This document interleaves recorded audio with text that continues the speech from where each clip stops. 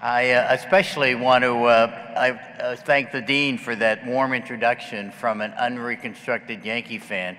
I've asked her to stay up here because I prayed, Dean, for your conversion and redemption. It is my hope that you come back from the dark side and shake this pesky neurosis of excessive affection for Derek Jeter. I offer you 2 pieces of low-level bribery. To bring an end to your Yankee career, as we did with your heartthrob, we offer an authentic red Fenway Park cap adorned with the number 2, which were distributed to Derek Jeter's fans at his final game in 2014. Yeah,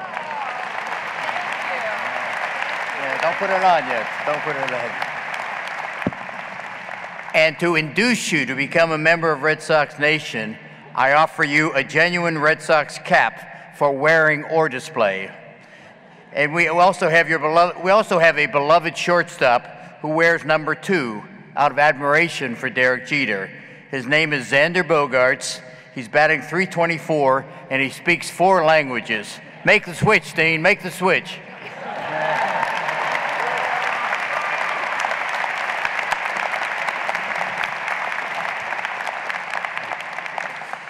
The custom on these occasions is to invite a more or less notable member of the community to address the graduating class.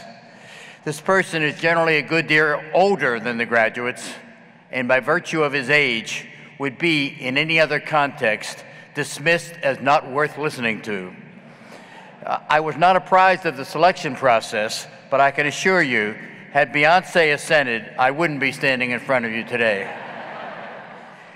In my 15 years in Boston, I've become well acquainted with the BU Law School.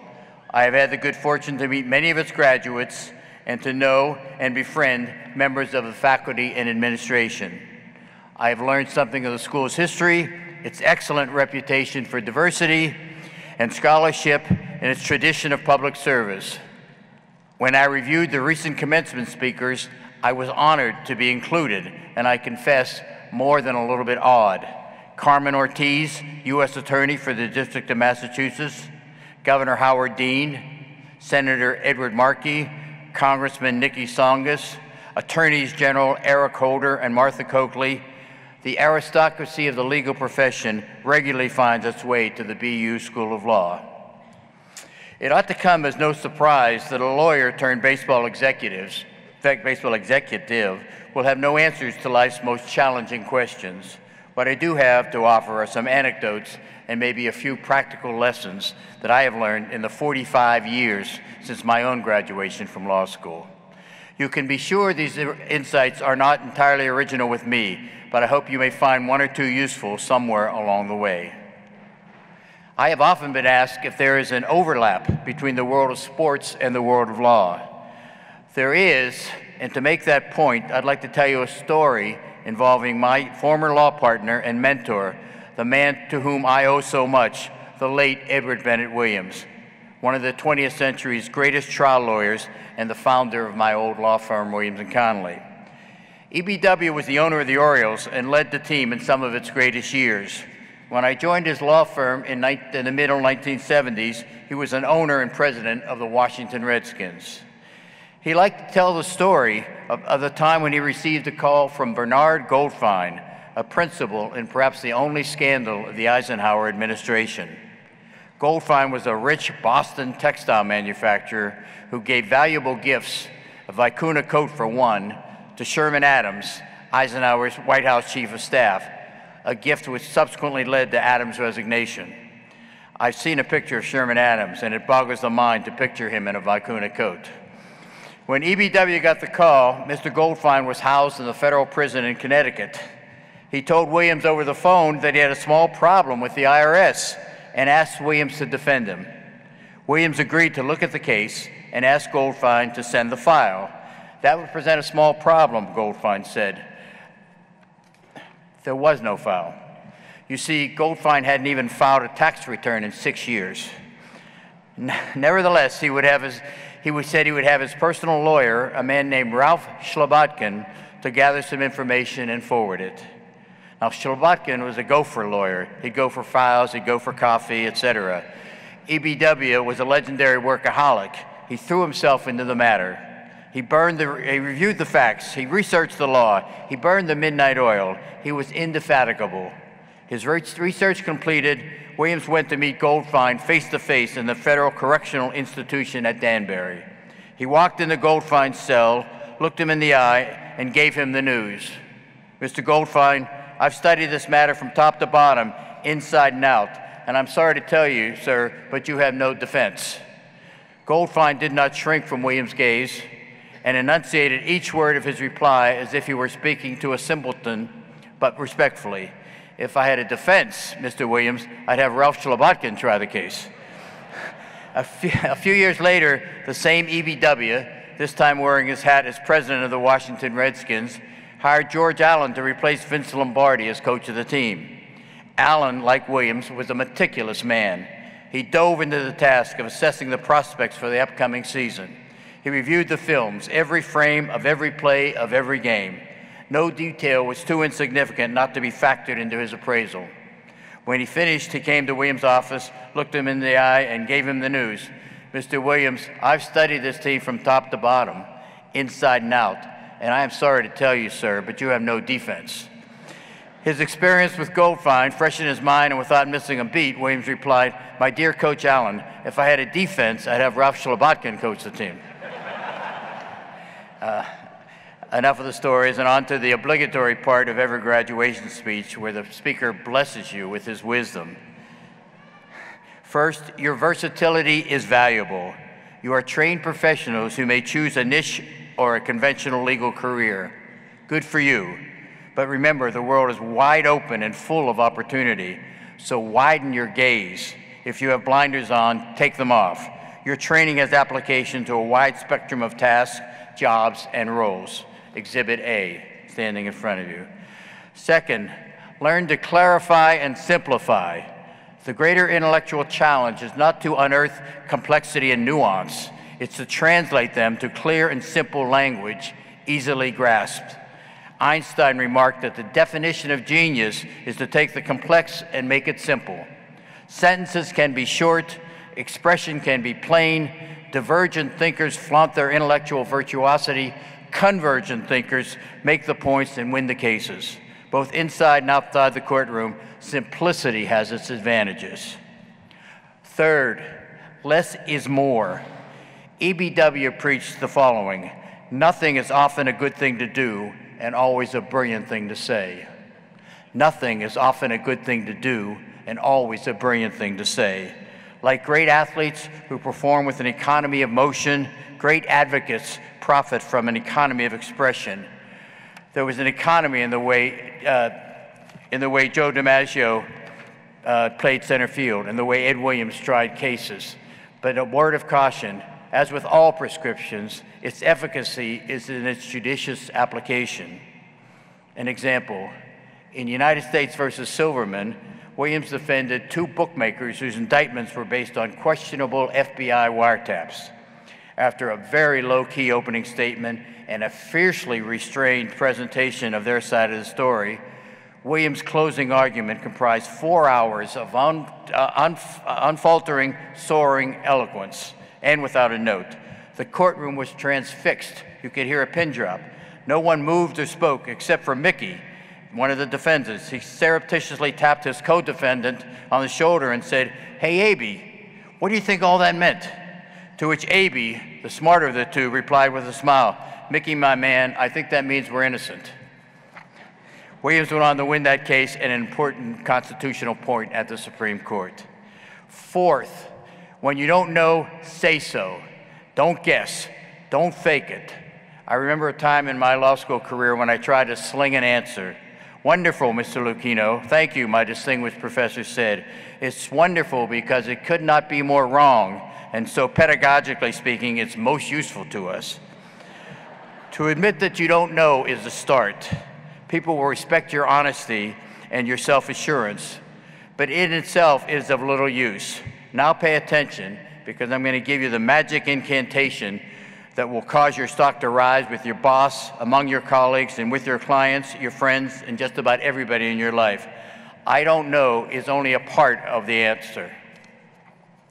and it's the lesser part at that. The full response to any question to which you do not know the answer, 7 words. I don't know, but I'll find out. I don't know, but I'll find out. 5th, develop the repertoire. A good lawyer has to have more than just a fastball. You can't rely on just one pitch. Early in my career, we represented the Redskins in an antitrust suit filed against the club and the NFL. By taking the lead in the case, the Redskins were accumulating major legal bills. On a cross-country trip to an NFL owners meeting, Ed Williams bellyached to me the entire way about us carrying both the burden of the work and the bills. He looked forward to giving his fellow owners hell. The next morning, a sweet, understated, almost meek Ed Williams politely requested the assistance of the league, but only if the other clubs felt it was fair and appropriate. If not, he would understand and never raise the question again. From red-faced outrage one day to general supplication the next, he astounded me. When asked what had happened to the fiery barrister, Williams said, "Lucchino, if you're going to be a good lawyer, you better have several different gears. You can't always operate in high gear, like some of our scorch-the-earth partners." 6, balance what path you take. Legal, business, public interest, government. Seek some balance in your life. Keep in mind Sigmund Freud's famous definition of mental health: to work, to love, and to play well. And mental health isn't like baseball. 1 for 3 or a .333 batting average isn't good enough. 7, service. Help some people along the way. The famous French soldier and statesman Lafayette wrote long ago of America, "What charms me most is that all of the citizens are brothers. We are and must still be brothers and sisters. Find a cause you care about. Involve yourself." For me, a 2-time cancer survivor, cancer research and treatment are at the top of my priorities. Life is not about warming yourself by the fire or by the glow of your iPhone. It's about building the fire, and generosity is the match. Don't get stuck being a passive observer, a retweeter. Be a participant and a change agent. Look up from your phone and go live. There is a Chinese proverb that applies, isn't there always? Roughly it says that if you want happiness for an hour, take a nap. If you want happiness for a lifetime, help people. Among our legal system's bedrock ideas, due process, equal protection, the right to representation, I include the notion of pro bono publico, the public good, and to work on its behalf is a noble aspiration. Work for something greater than yourself and your career development. Finally, of the 108 billion people who have ever walked the earth, I looked that up on the internet, so it must be true. None, not one, not a single one has ever lived your life. No one in the history of mankind has ever had your exact set of abilities, your same attributes, your talents and tastes and urges. None occupy the identical point in time and space, and so none can share your particular point of view. No one sees as you see, hears as you hear, feels your emotions, and thinks your thoughts. The road your life will take has never been traveled before. Columbus thought he was going to India. There are no maps. You have to draw your own. Tell me then, who could possibly know better how best to live your own life than you do yourself? What I'm saying here is that when all is said and done, you've got to trust yourself. Not Einstein, not Lafayette, and certainly not Larry Lucchino. The aim of education is less about the shaping of careers as it is the shaping of minds and backbones. So if there's one thing I have to offer to you, it's this, just this. Be a light unto yourself. Seek advice, sure. Wise counsel is irreplaceable. But trust yourself. At least then, when you make mistakes, and believe me, you will make mistakes along the way, they will be your own mistakes. And you'll have no one else to blame. In short, you'll be accountable, which itself is a useful addition to anyone's portfolio of virtues. That's it. That's the whole enchilada. That's all I have for you today. These are among the core principles I have learned over a lifetime and have tried to live by. If you don't like them, see me after the ceremony. I have a few others for you. Now, may I ask you to take a moment to thank your parents, your grandparents, spouses, partners, friends, siblings, relatives, professors, and join me in applauding all of those on whose shoulders you stand.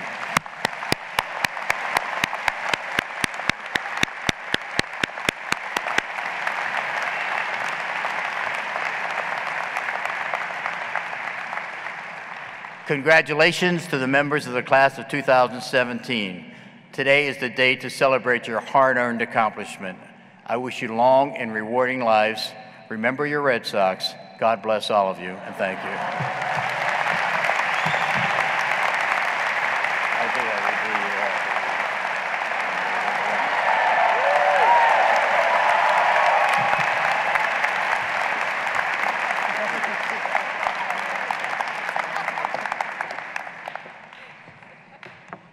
Larry, thank you so much, and thank you for your good grace and humor as well. I look forward to seeing you in the American League Championship Series.